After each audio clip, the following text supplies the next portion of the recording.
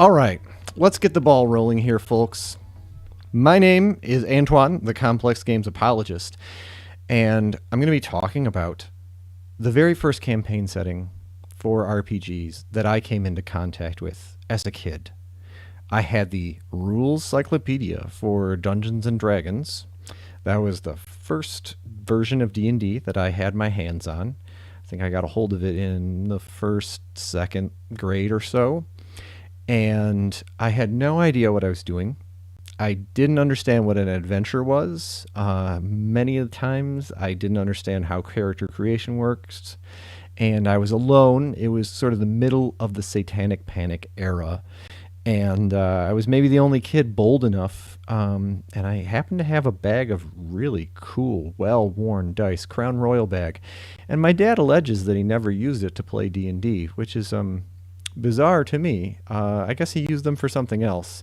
And those dice are long gone. I don't know if I lost them or if they were discarded for reasons associated with that Satanic Panic era. And I'll talk to you a little bit more about this as this evolves. But the thing that I held on to from that time, even as I had a awkward relationship with D&D, and at times I felt like I was almost too difficult to pursue and to persist in it, was this world, this imagined world of Mystara, and the particular way that it was described. And so it really shaped a lot of how I perceive campaign settings and what I think about why they're useful. And so that's why I'm going to be talking about this. I know I'm not usually a D&D channel, and so this is maybe a little bit of a surprise, but I think that there's a common thread in the sort of specificity that Mystara uses in its hexagonal maps and what we see in the Traveler universe and in Harn, where there's a lot of precision. But there's a particular trait about Mystara, which is it's campy. Then we're going to really talk about that quite a bit, and why I think that it can be a great deal of fun. So let's launch into it. First of all, let me show you my swag, my actual, card-carrying Mystaran swag here. So the setting emerged, and we're going to get into our slides here. Setting emerged from the BECME edition of Dungeons & Dragons. I think that they wanted to communicate to kids that the adventures, the dungeons, took place in a world, and where it's more than just about the dungeon. The characters existed in an imagined landscape. You will have to ask the historians of that era directly what the real particulars of this are. And part of this is that I'm doing a naked stream, which is to say, I've researched this a little bit by catching up with my familiarity with different parts of the setting, and I've refreshed my passion in it.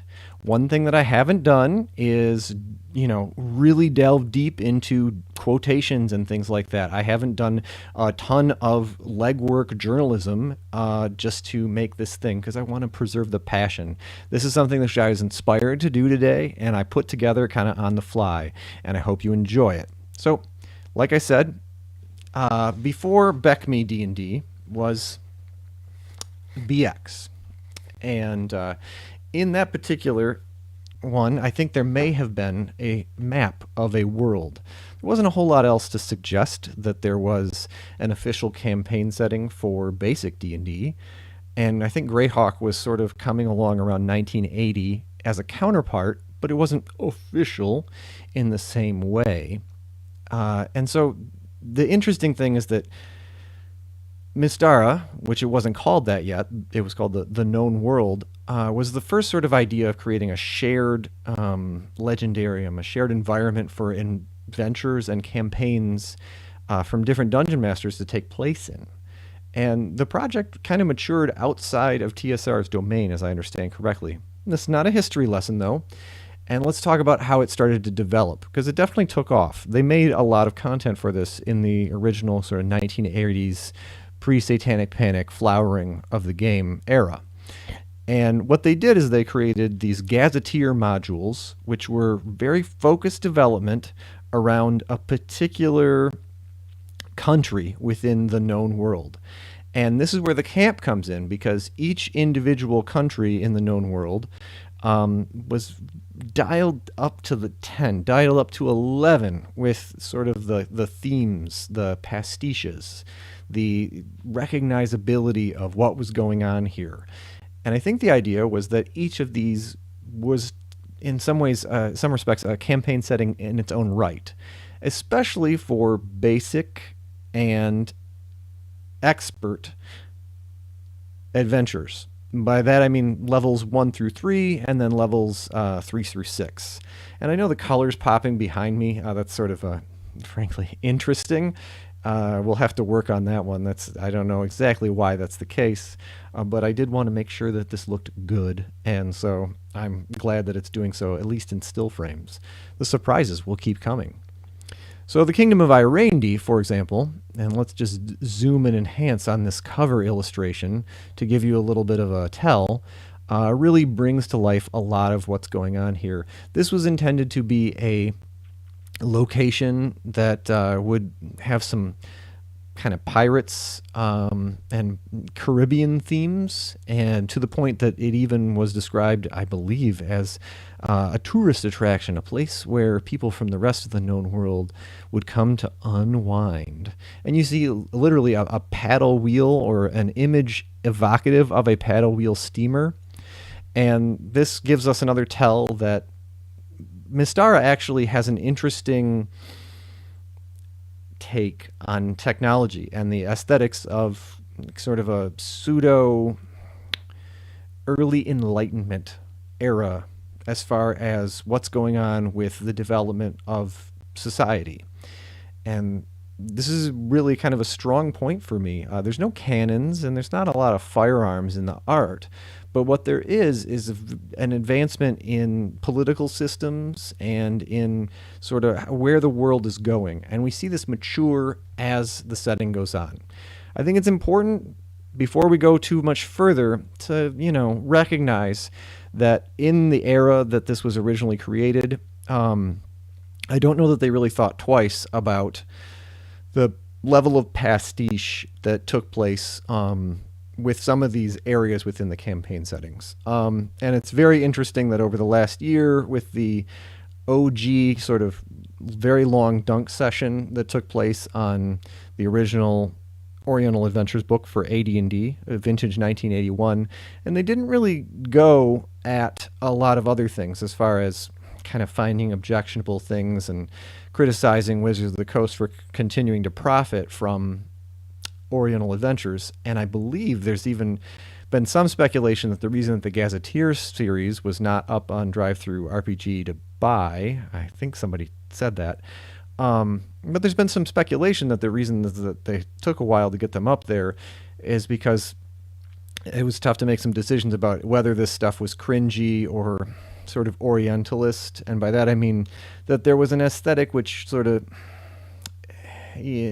ascribed a lot of novelty to cultures outside of Western European schema. But this video is not about that. Suffice it to say, I want to acknowledge that that's an issue, or it might be an issue to some folks with this campaign setting. For me, I think that it's sort of campy. It shows its age. We have to treat it with, a certain level of care.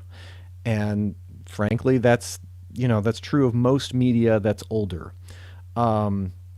If it were to receive a brand new edition and get a lot of strong development, and it could be an opportunity for a lot of new writers and new folks to get into the game of writing these different areas. I don't think there's anything wrong with this idea of kind of having different self-contained areas, which we're going to see as we get into the maps, on a world map.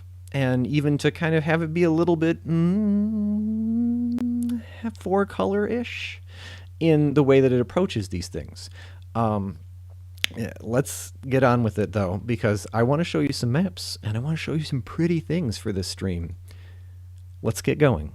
So one of the interesting transitions that happened as the setting matured is that basic D&D stopped being the home for Mystara, and it started being another AD&D setting alongside the other stuff. Around 1990 or so, they started publishing stuff and turning it into an AD&D setting. And this is where the timeline started to progress with Mystara, and where some other authors brought in some new ideas. And this is the area that I latched onto it. As a child, I saw some books in Walden Books, and this is an area where some new authors got a hold of it. And I want to give some credit to folks that created the world and have kept it going right now. Before we get too much further, the first is to say Bruce Hurd is the original creator and editor for the Gazetteer line. He wrote several volumes of it himself while he was at TSR, and in some respects, he orchestrated the project. There's a lot of different authors which deserve credit. Bruce, I think, also expanded the setting by doing the Voyage of the Princess Ark, which saw a lot more of the setting developed in the late 90s at the end of the TSR era. And Thorfinn Tate is a cartographer who has kind of really dutifully brought up the awesome hex-crawling style maps of the original Mystara up to a modern level as far as the resolution and the crispness, and also tried to reconcile some of the geographic projection stuff. This video's not about that, though. Suffice it to say, you're going to be seeing a lot of his maps. I didn't ask permission from either of these guys because I believe this video is for educational purposes, and I didn't want to color some of my impressions and the things that I would said. I think this is fair use, but also fair use includes giving credit. So as we moved into the Advanced Dungeons & Dragons era, we saw two box set settings for Glantry and Karamiakos, both of which I had as a kid. And the adventures that were bundled with these were really nice, kind of self-contained pieces. Some of them were dungeons, others were little self-contained little micro quests, and they had an audio CD, which gave you some clues about how gameplay would unfold. Because I didn't have anyone mentoring me in the hobby, my dad was into miniatures wargaming, and I had a lot of stuff from that, a lot of interesting ideas and a lot of brain fuel, but I didn't understand how the gameplay of a role-playing game worked. And really, these were some pretty cool things. I never really used them at the tabletop, but they clued me in onto how description and ambiance worked. And it really sold things. I don't think that they did very well, these bundled products that had a CD in them and so on, commercially, but I think it's a very interesting era, and I think considering the totality of these box sets with a bundled fold-out map, with a audio CD, with a staple-bound adventure. Oh my goodness. We're going to see if that actually stays up. I got some cool ideas right here. You're going to see a neat trick in a minute. And suffice it to say, I think that that's a very good way of bundling kind of a setting, and it gives you a clue about what is a good setting for lower level play, for beginning play, which is to say basically one country. The tensions and the troubles that are encapsulated inside a single country of a larger continent, which is then part of a world. And this is where we're going to start talking about the world as a dynamic entity. And this is where I think the new authors that took up Mystara really deserve a lot of credit, especially Anne Dupuy. And I might pronounce that wrong. I have no idea. These almanacs gave a day-to-day reckoning of how events were unfolding and the timeline was progressing.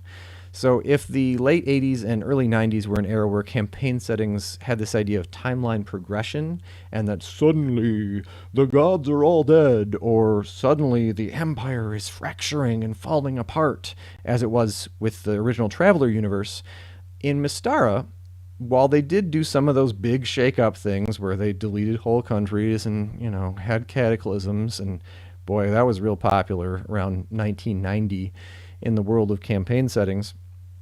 Suffice it to say, what they also did is the legwork of actually showing a world that is alive on a day-to-day basis, and how little events, headlines, which really could be very intense adventures for player characters, were also involved with how the rest of the world was unfolding, where the butterfly's wings would flap and things would go differently. And so these are really, really good. I should get myself back on camera here. These were really, really good for me as a kid to understand what were the useful parts of a setting. And maybe we'll flip through some pages in this, but I really want to get going. And that was our alarm bell to tell us it was time. So, where are we headed? We talked about some of the early publications in the middle years of Mystara. Let's talk about the planet itself. And good. As you can see, this is in good shape, even though I've bumped it a few times. And so this is how we're going to talk to each other while I'm talking about some things up on the screen. Mystara is, in many respects, a megastructure rather than a planet. It's got some things going on which make it not just a sphere, but a kind of a fantastic body. And this is a really fun element to it, and I think it really differentiates it, and it is a tell. Even if you don't play in Mystara, it's a tell for a younger game master or someone starting in the game that you can do some wild stuff because it's fantasy. And not only that it's high fantasy, like it doesn't need to be like regular life. And then it's also pretty campy because, the world isn't hollow. The moon is there in the sky, and so on. It's telling you it's okay. You can have a disc world. This is part of fantasy. Have some fun. And so let's talk about what they did with this, how they showed you, how you can develop this and really make it into a robust thing which will inform the rest of your world building. Or you could add it on after the fact, which is something which kind of is true of this hollow world as far as how they made it relevant. So let's zoom in here, okay? And I guess I'm committing a crime because I'm going to be there. I'm back. All right. So the planet is on the outside, and this is where the main setting of play is. And there's normal 1 Earth gravity or so. But if you go far enough north, rather than there being a North Pole or an Antarctica, the curvature of the Earth steepens a little bit, and you instead fly through a hole imperceptibly to you on the ground because you're not high enough to see the curve. Still, notwithstanding that it's that much it's that much steeper of a curvature away from you. Notwithstanding that, if you fly in a skyship, because this is a Magitech kind of loving setting, you can reach the Hollow World, which is a wholly different character. It has a wholly different character than the outer world.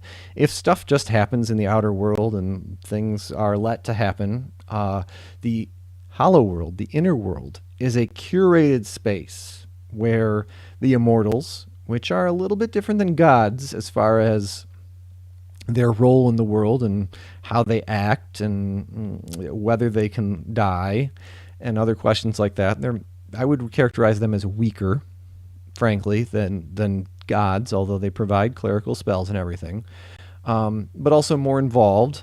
They take a more active hand in Mystara, but in a stealthy way rather than an overt way. By the way, religion's not very important in Mystara, and they've even gone so far as to sometimes call clerics philosophers. I think this may have gone back to the era of D&D where it was awkward to talk about religion, and it was maybe a coping mechanism in the writing department for worrying about people objecting to different parts of what was going on in D&D. The Satanic Panic was an early... it's hard to say. I'm not going to call it... I'm not going to use the schmansel schmaltzer word, but people were definitely tiptoeing around people outside of the general community taking a strong issue with D&D content. But the cool thing is that people got creative, and they sort of dealt with that / came up with new things. Limitations breed creativity. At least here, sitting here in the aftermath, it was kind of interesting. And I think they made some cool stuff. So the gods curate the inner world, and they kind of have a spell of stasis. Like, you can't invent a light bulb even if you tried in the inner world. That would be a no-no, and the thought would get deleted out of your brain, like that Kurt Vonnegut story about the Department of Equality. There's a very strong duomer, which is cast over the interior world, which prevents even like the collapse of empires. This duomer gets disrupted as the timeline progresses, and then there's also the powers of the inner world are very interested in. I'm sorry, the powers of the outer world are very interested in colonizing and taking advantage of what's going on in the inner world. As far as day and night cycles, it's always day, but people keep time, and there is a calendar, there's a year, and so on, and astrology even, by way of these floating continents, which are up in the firmament of the inner world. But enough about that, because we really should talk about the outer world, which is the main venue of play. These are the three continents. This is Brune, the primary setting of play, which is goes kind of all the way up to the North Pole. This is Hyperborea up at the top. And yes, that is a callback to Conan, and also in many respects a callback to Dave Arneson's Blackmoor setting, if I understand correctly. And there's even some connections, there's some attempts to suggest that the world of Mystara is in fact one and the same with Arneson's Blackmoor. That's not exactly true, but I think that they were kind of hinting at it to be fun. It doesn't really influence too much about play. But what does is that there's a very realistic conception of what an area of play is, of what a geopolitical sphere that your characters would ever be able to interact with. They keep it real.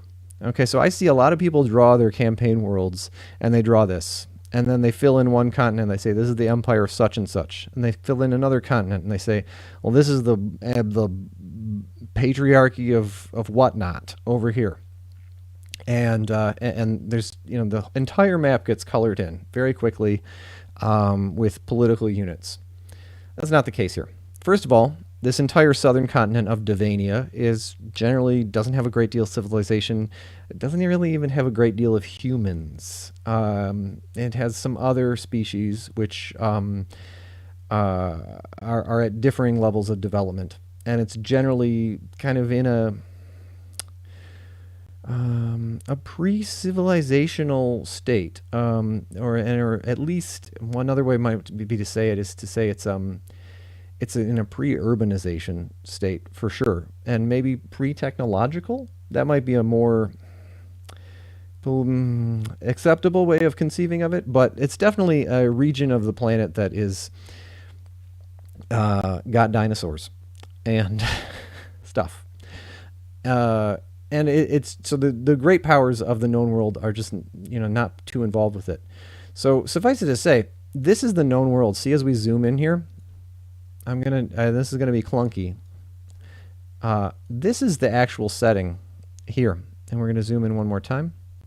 The higher resolution area down here at the bottom, really just this very central area with the blue seas around it, is the actual known world setting as it was published in the Gazetteers.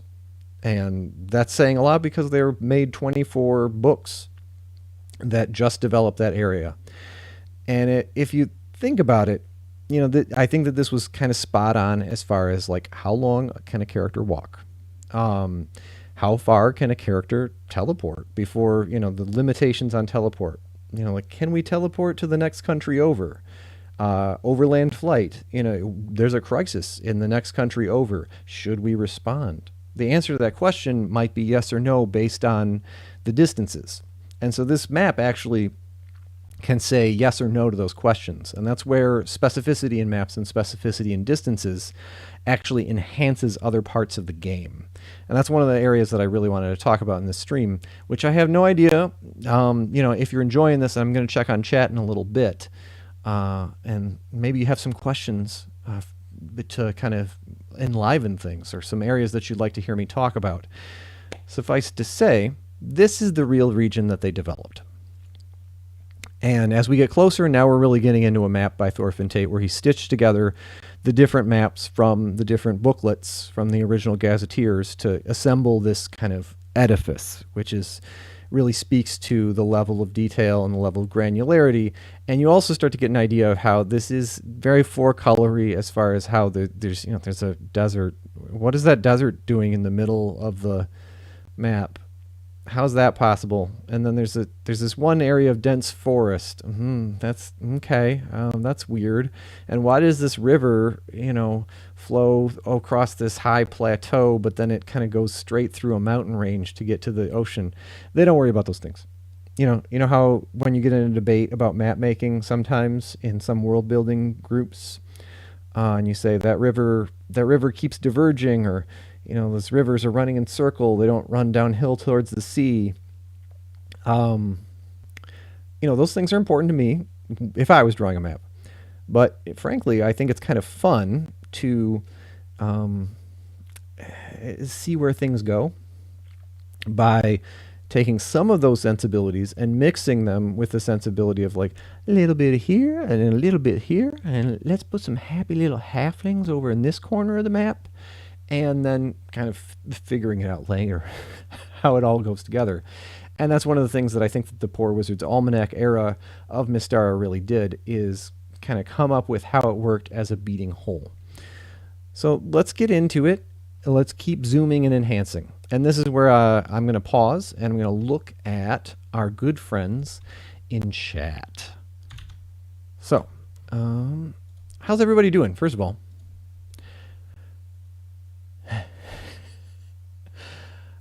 So we have some interesting chat here. So as someone who has only known D&D and the Forgotten Realms, I'm pretty interested in this older lore.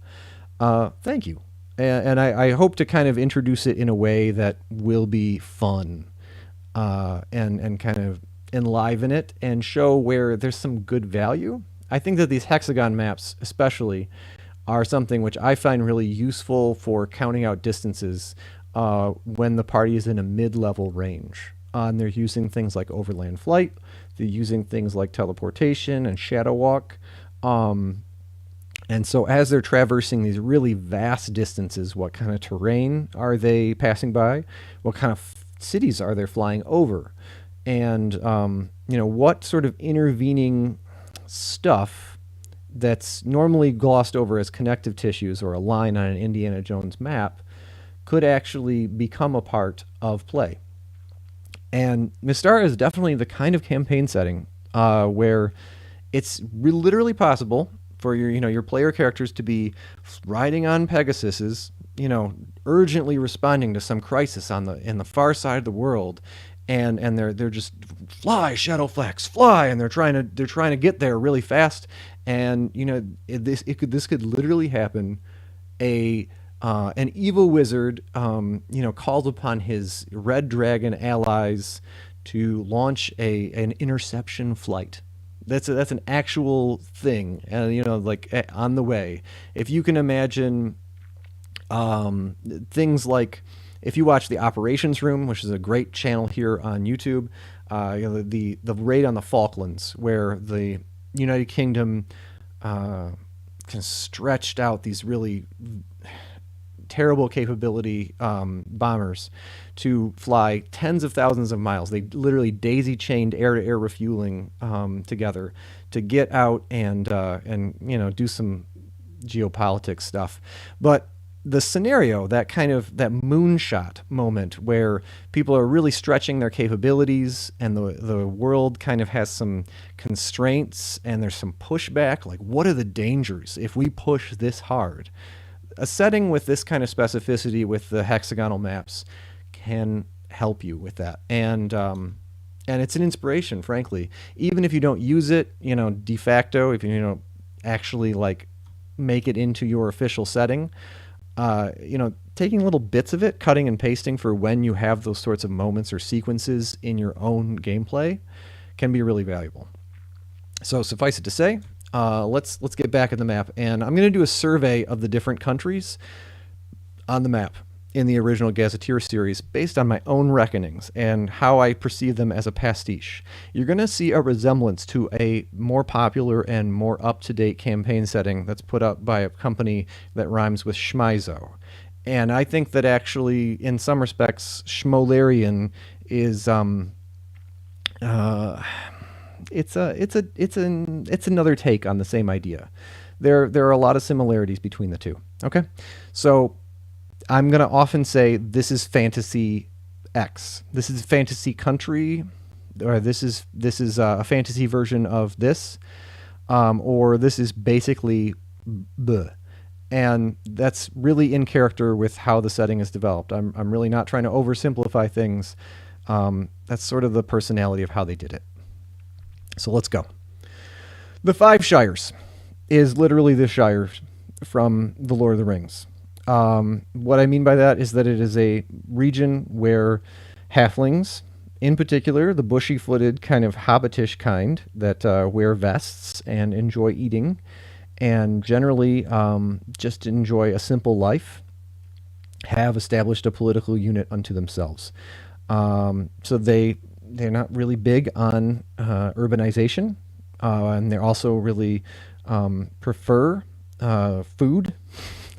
So they're interested in trade, and luckily for them, they are on the seashore.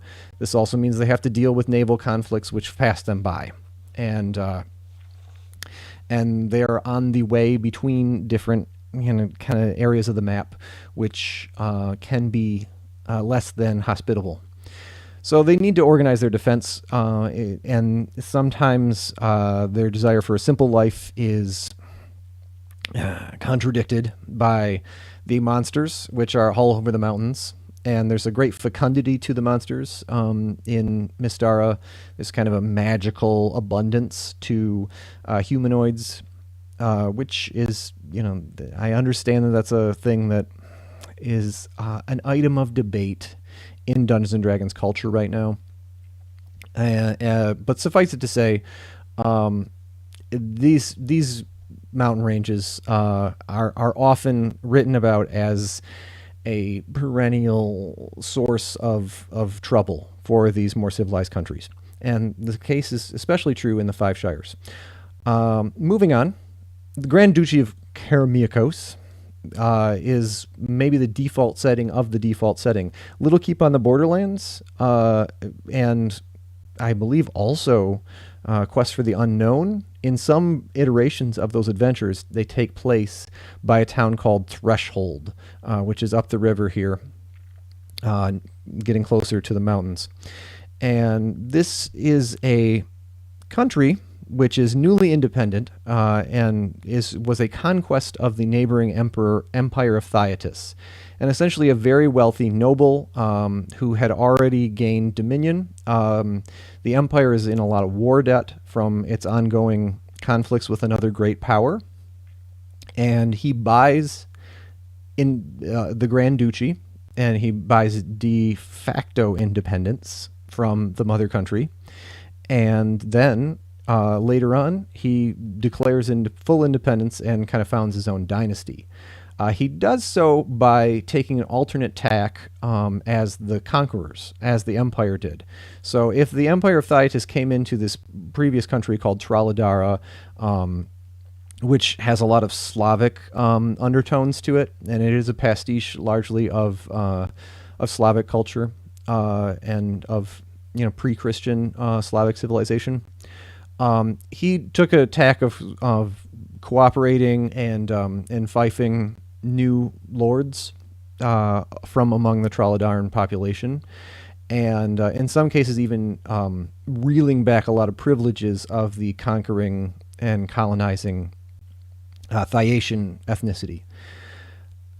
And there's also some callbacks here to the Norman conquest of England and the French-speaking guys ruling over the kind of old English-speaking folks, and the fusion of those cultures, but also a real kind of strong class divide between the two, which resulted in the England that we know and the England that's mythologized in our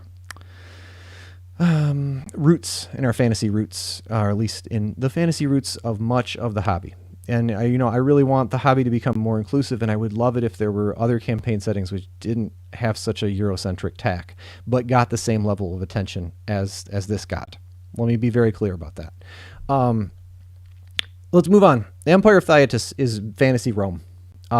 They've persisted in many respects. It's closer to fantasy Byzantium in that income from trade is a large portion of how they are able to persist, and also they have colonial projects where the kind of the central area is in many places depleted of resources, of people, by a lot of warfare. The manpower has been depleted, but there's a lot of military capital in the form of ships and legions and just expertise in military things, and up to and including literally flying skyships.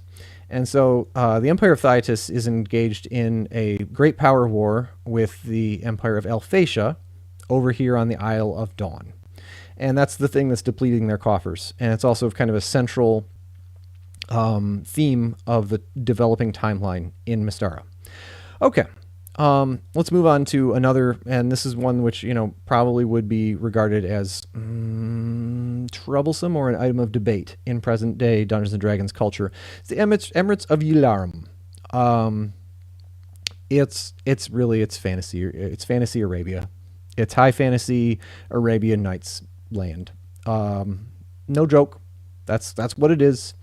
So it takes as much of the magical elements as it can from Arabic folklore and packs them into a Balkanized region, in the sense that there is political competition and there is tension between the different polities inside of the Emirates of Yularum. So they can have wars with each other. They can disagree. You can get into hot water with one emir, and maybe the other guy will sponsor you in and that's part of it.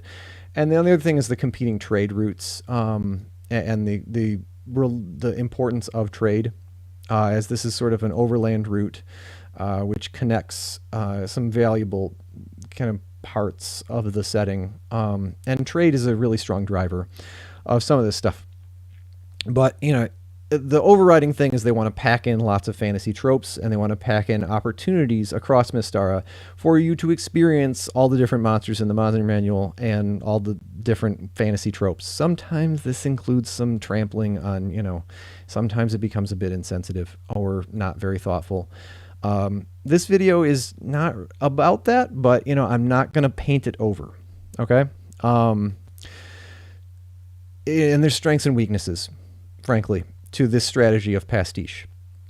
And part of it is that, it's clearly not serious. Or,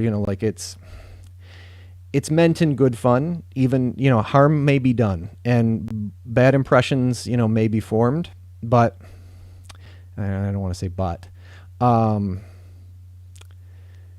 It's easy to change, and it's easy to understand how it's distant from reality because of that. It's not super serious. Okay, let's move on to another pastiche. These Sagerford Jarldoms, Vestland and Ostland, are together a Nordic unit. And they're Viking land, frankly. They have different political systems, and they're ruled in different ways.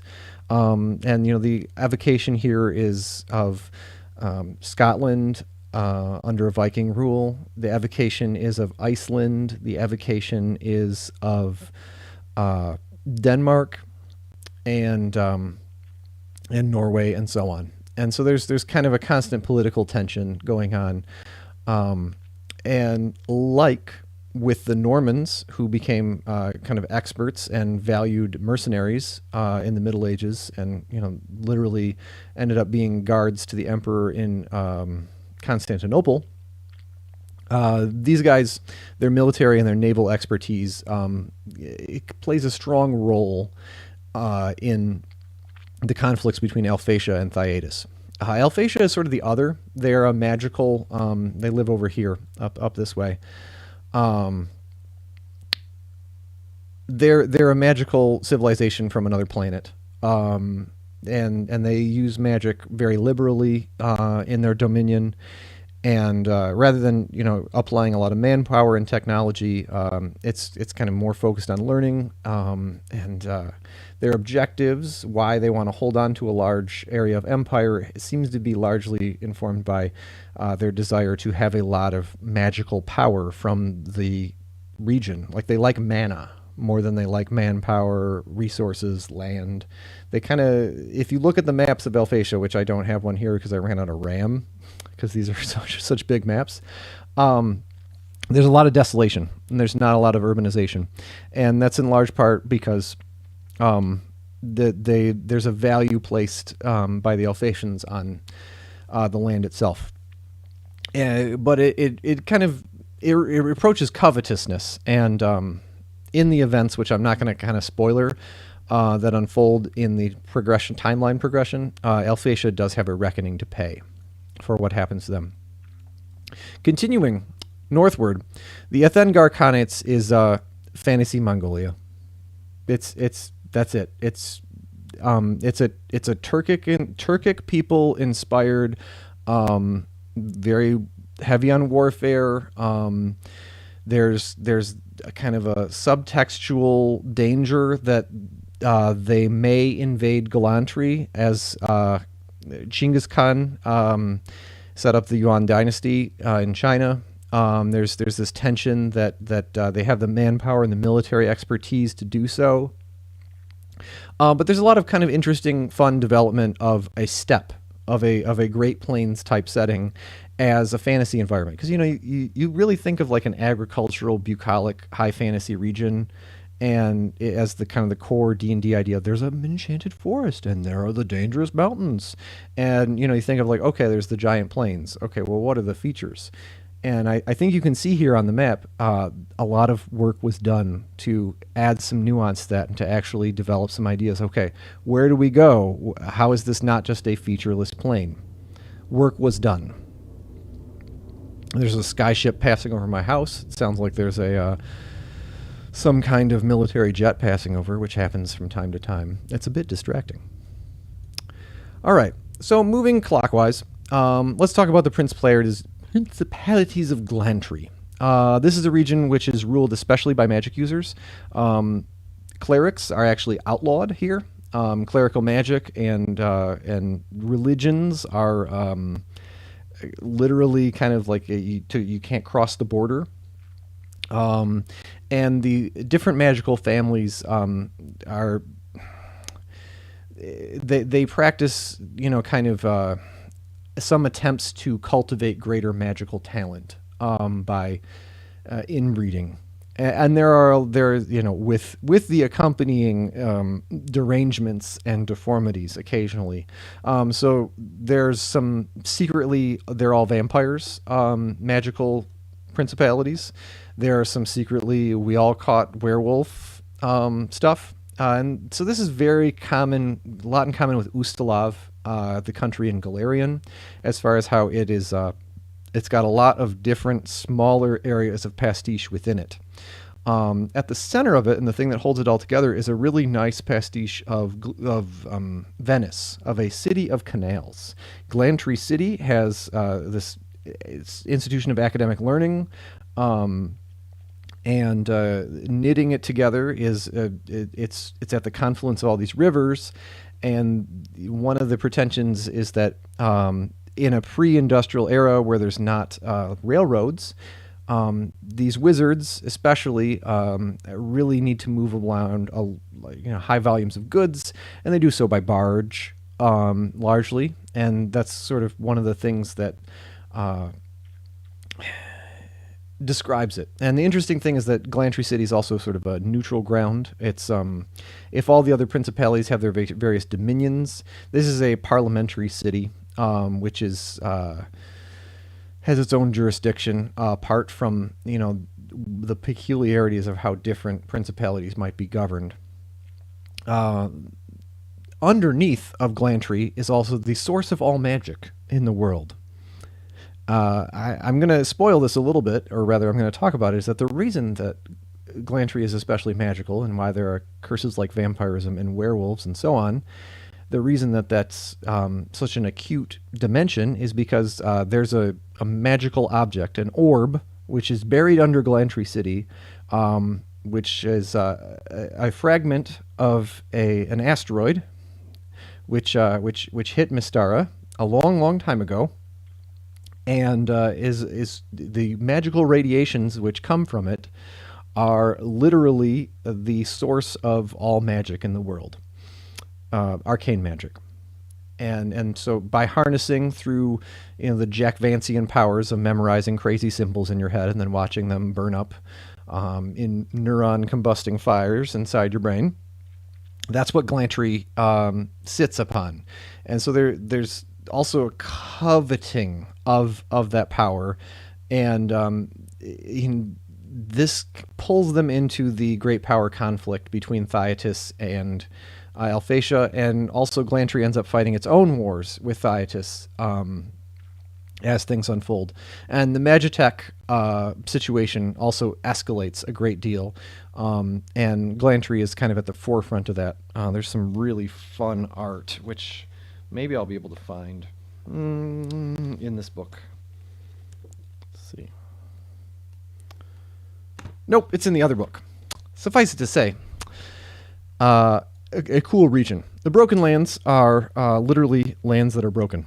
And by that I mean there was a cataclysm associated with continuing aftershocks from this asteroid impact, and it's a region which has had a recent strong event, and there's a lot of radiation, literally like fallout, and there's a lot of mutants and an actual danger in the region. So it's sort of like Gamma World in D&D, and that's the pretension, and that's the idea. Again, this is the power of pastiche, is that they can really do that. They can say, it's basically like blankety blank blank, and then they'll write a whole book about it and really develop it to the nines. And then they'll put it on the map between several other things, and, over time gave you some reasons why you should go between them and pass between them and be on the borders between them. Okay, so clockwise rotation, we're coming back towards the Five Sires. See this? The Republic of Durankin was originally conceived as a venue for exploring Renaissance Italy. That's what Bruce Hurd conceived of it as he signed a writer for it. And so there's a swashbuckling tenor to it, essentially. And that's the kind of core of it. And there's a struggle with between like pressures of trade versus kind of centrifugal force issues because of the geography. It has so many different countries that it borders, and it has so many different places of geopolitics that it's tempted to kind of put its fingers in the pie of. And from that comes, the environment which is very favorable to adventurers, and this is another place where it would be very easy to place kind of dungeon mega modules where it's like, we really need 5 guys to take care of this problem for us because we are caught up in some other things. Could we please just hire 5 adventurers to deal with this problem that's over the hill? We literally can't find anyone to do it for us. So it's a decentralization issue, and it's a merchant republic. The pretension right here with Republic of Durankin is not to say a robust democracy in the modern sense. It's to mean like an Italian city-state or a confederation like the Hanseatic League that's very interested in money and will cooperate to facilitate the making of money with the trade routes, but is often at odds with itself in other respects. So what shall we talk about? Okay, the Kingdom of Alfheim is the enchanted forest of elves, quite literally.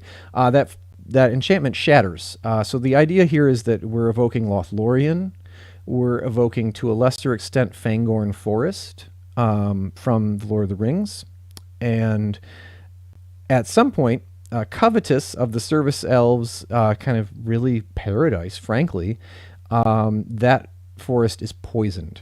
The Shadow Elves from the Broken Lands really would just don't want to live underground anymore. And one of the strong developments in the setting is that the forest is poisoned. And the magic, the fey magic, the fairy magic, which is powering this Dweomer, which keeps it a verdant forest rather than a desolate desert, as we see next door, is not turned off, but flipped upside down. And so there's sort of a dark necrosis which overcomes it. And that story unfolding over the various volumes of the Poor Wizard's Almanac, you really should take a look at this one, is really fun. So we're going to scroll over. We're going to talk about the Othragan clans, or Othragan clans, briefly, which is to say this is an area which, even as a child, I felt was cringy pastiche. Like there was an attempt to research different Native American cultures, but then I believe that the Native American cultures, allegedly in the book, need protecting. Like the gods literally raised the plateau up, this plateau of Othragan. And there's a giant elevator. It's like miles up in the sky. So it's a hermitage, rather than a participant in the rest of the setting, by my perceptions as a kid, as I read it. There's more going on to it, but you see there's kind of, you read these names, and you look at the symbols on this map, children of the turtle, children of the tiger, children of the horse, and there's a little bit of a simplification. There's a lot of simplification, frankly. I mean, of the real diversity in different pre-Columbian cultures, and it's an opportunity, frankly, for development and for kind of doing some world building that would do a little better, or that would be an opportunity to prompt people to learn more or to abide. This is an area where I think republishing the setting, TSR, it would be really fun to kind of see what a new, honest effort at it would be, and to give people the opportunities, people with a stake, frankly, in it, the opportunity to write for it. I don't want to end on a sour note exactly. Suffice it to say, we've skipped these islands down here. So we talked about the Kingdom of Irendi when we first started. It is Pirates of the Caribbean, the country. The Minrothad guilds, and also, likewise, is more towards. It has a lot of colonial and Caribbean aspects. If this is kind of more the pirate land and the tourist pirate land, this is more of the volcanoes, volcanoes and natural resources region. I'm drastically oversimplifying this, but remember, Mystara is about pastiche. It's about kind of taking that, that single 4-color note and spending the effort and the time, in these different regions to make it into a playable thing. There's not a lot of nuance to each of these regions, which is why I didn't feel guilty about summarizing the way that I did. There's not a lot of nuance to once you open the pages, it's a whole bunch more of the same thing, but with different modulations, like, vampires here, werewolves here, dreaded family inbreeding in this other place, Gothic romance and the Cask of Amontillado in Principality of Glantry number 4.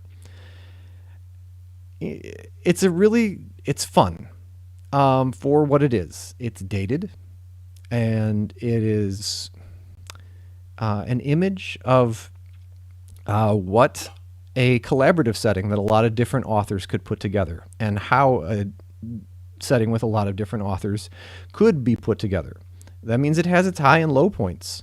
The interesting thing is that there were some good decisions made at the very beginning to make the core developed area small, which meant that there could be more.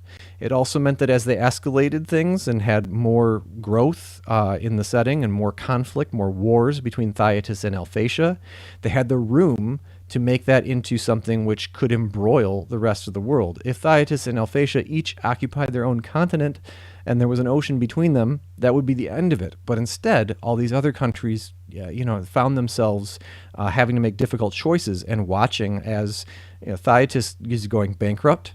They is watching as Alphatia is literally rent from the earth and destroyed altogether, and picking up the pieces in the aftermath after there's a great power upheaval. And the really fun thing is that I don't think anybody knew it at the time, and I didn't even notice at the time as a child, but that Dawn of the Immortals era, that war between the two great empires of Mystara, and the aftermath where Alphatia is just gone and new powers are rising and there's a lot of dynamism and change, it really mirrored my own childhood in the 1990s as the Soviet Union fell apart and a whole new kind of geopolitical scenario had to sort itself out by iterations. And these books, the almanacs, really did a great job of that. So Mystara, a lot of the folks, a lot of the older channels and a lot of the gamers of a different generation will look at Mystara and they'll talk to you about the Gazetteer series.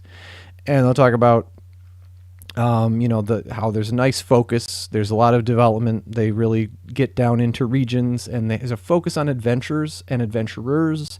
There's a focus on what adventurers do. There's that nuts and bolts stuff that I talked about where, your bomber raid can be intercepted. Fly, Shadowfax Fly has an actual relevant twists programmed into the system because you have these maps. So I think Mystara is frankly really great. And I hope that this stream, gave you some details and some ability to witness some of it and explore it for yourself. I hope you all take care. I'm going to read